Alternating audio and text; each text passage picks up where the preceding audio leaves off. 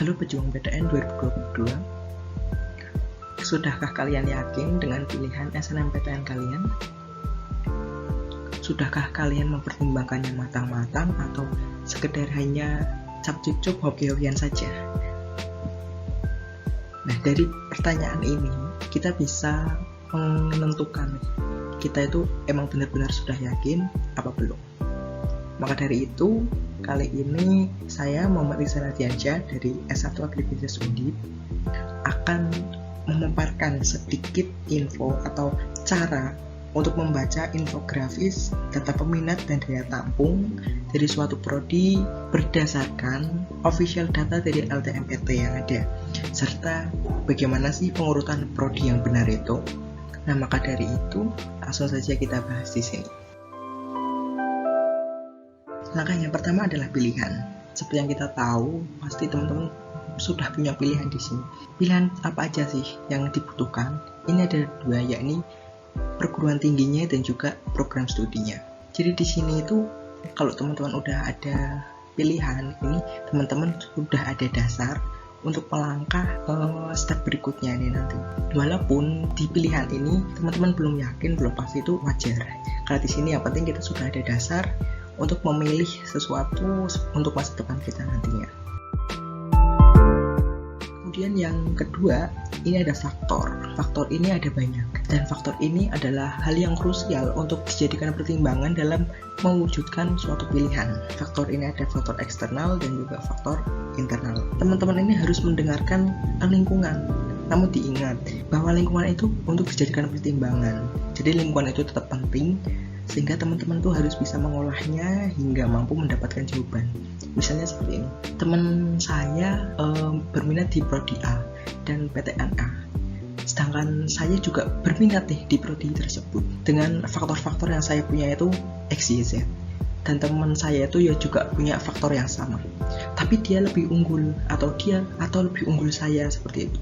Nah, di sini teman-teman digunakan untuk mempertimbangkan pilihan tersebut berdasarkan faktor yang teman-teman punya. Jadi di sini kalau misalnya biasanya itu ada ya guru itu yang minta kita untuk ngalah, itu sebenarnya lebih baik kita mempertimbangkan terlebih dahulu sebelum menerima keputusan atau kita mengambil keputusan itu.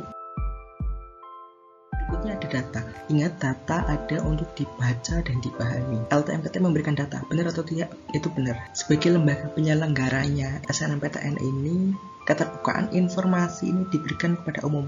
Di sini maksud keterbukaan itu bukan secara keseluruhan, bukan, tapi data track record dari PTN dan juga prodinya itu. Jadi di situ dengan hal itu teman-teman bisa baca, bisa paham, dan itu bisa membuat suatu strategi buat teman-teman sendiri di situ.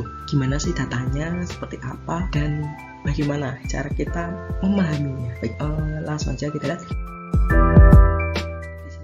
Saya mencontohkan data berdasarkan pilihan prodi dan PTN saya waktu SNMPTN dahulu. Kalau sekarang ini teman-teman bisa cek di si data PTN ataupun di website LTMPT itu ada, terus di daftar prodi SNMPTN. Nanti akan keluar seperti ini. Oke, karena saya dari Universitas Diponegoro, saya klik Universitas Diponegoro, nanti akan muncul seperti ini. Oke, jadi nanti ada nama PTN-nya, kemudian ini ada Saintek dan Sosum. Teman-teman tinggal pilih aja prodinya ada di rumpun mana.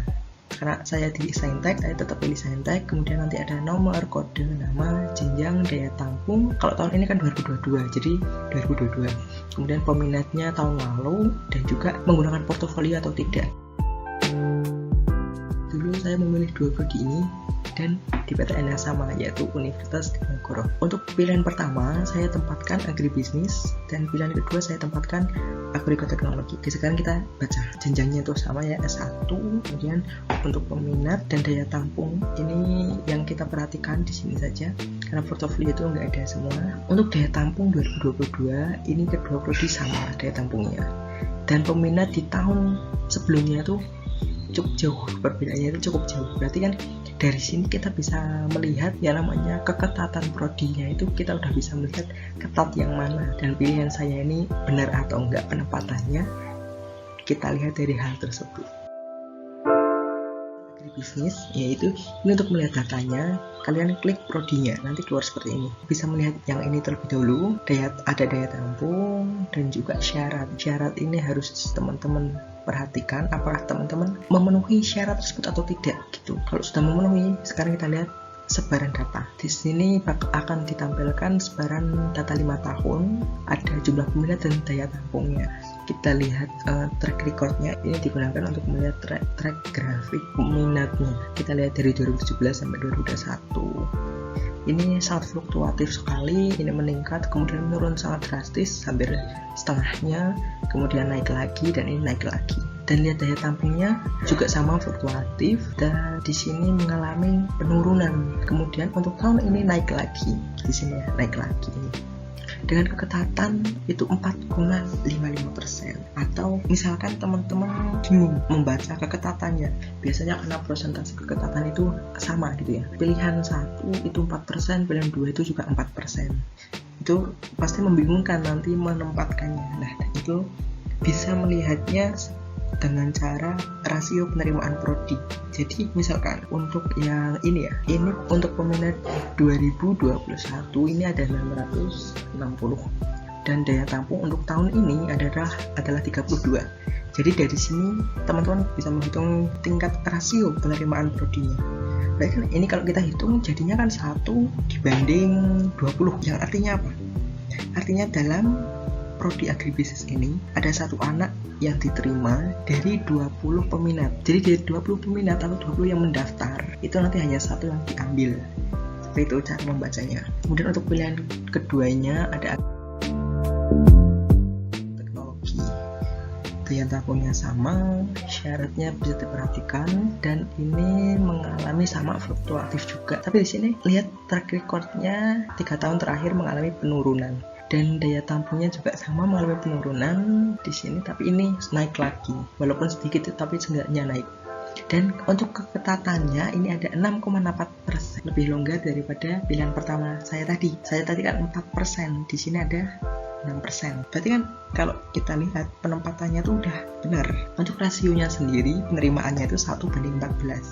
Jadi dari 14 peminat 1 yang lolos, berarti kan lebih longgar kan, peluangnya itu lebih besar gitu. Jadi di sini udah bisa baca datanya, teman bisa ambil penempatan prodi yang sesuai, dan juga melihat track record ini bisa menjadi suatu peluang. Semakin menurun, kan peluang teman-teman nanti semakin besar nih, karena apa? Peminatnya itu semakin sedikit dan daya tampungnya tuh ini malah memiliki kenaikan. Ingat, ini datanya itu seringkali mengalami perubahan yang tidak terduga gitu. Kadang tiba-tiba itu langsung tinggi peminatnya, kadang rendah seperti itu kita tidak tahu, kita hanya bisa berspekulasi gitu. Nah, dari membaca tadi sudah membaca cara penentuan pilihannya, urutan pilihannya, kemudian yakinkah memilih prodi tersebut berdasarkan data infografisnya. Nah, itu teman-teman harus sudah dapat keyakinan di sini. Karena apa? Keyakinan ada karena keyakinan pilihan.